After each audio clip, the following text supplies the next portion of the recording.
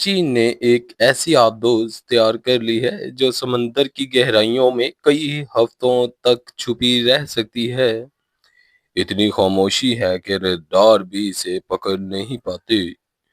حیران کن بات یہ ہے کہ یہ آبدوز پانی کے اندر ڈولفن اور وہیل کی آوازیں نکالتی ہیں تاکہ دشمن کو لگے کہ یہ کوئی سمندری جانور ہے، نہ کہ جنگی آبدوز۔ اس آبدوز کو یوآن کلاس سب میرین کہا جاتا ہے۔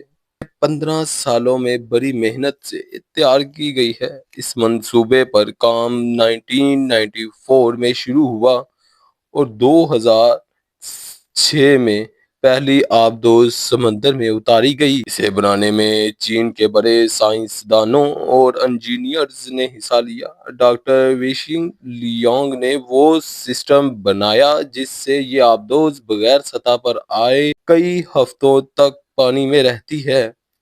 ڈاکٹر یانگ چاؤ نے ایسا ڈیزائن تیار کیا جس سے یہ آبدوز بالکل خاموش رہتی ہے۔ ڈاکٹر یو یونگ نے وہ خاص سسٹم بنایا جو جانوروں کی آوازیں نکال کر آبدوز کو چھپا لیتا ہے۔ اس آبدوز میں جدید میزائل اور ٹارپیڈو بھی لگے ہیں، یعنی یہ نہ صرف چھپ سکتی ہے بلکہ دشمن کے جہازوں کو تباہ بھی کر سکتی ہے۔ امریکہ کے ماہرین مانتے ہیں کہ یہ آبدوز ان کے لیے بڑا چیلنج ہے۔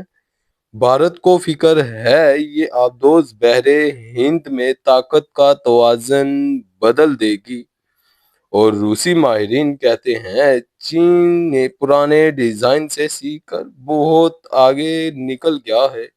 مستقبل میں تین باتیں ہو سکتی ہیں: یا تو چین اپنے سمندری علاقے مزید محفوظ بنا لے، یا بھارت اور امریکہ مل کر اس کا توڑ نکالیں، یا پھر اگر کبھی جنگ ہوئی تو یہ آبدوز خاموشی سے دشمن کے بیڑے پر حملہ کر سکتی ہے۔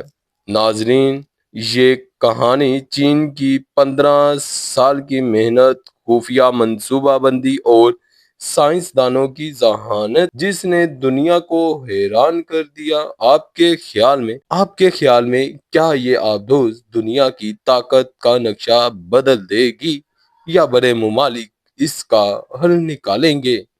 اپنی رائے کومنٹس میں ضرور بتائیں، اور اگر ویڈیو پسند آئی ہو تو چینل کو سبسکرائب کرنا نہ بھولیں تاکہ آپ کو ایسی مزید دلچسپ اور خفیہ کہانیاں ملتی رہیں۔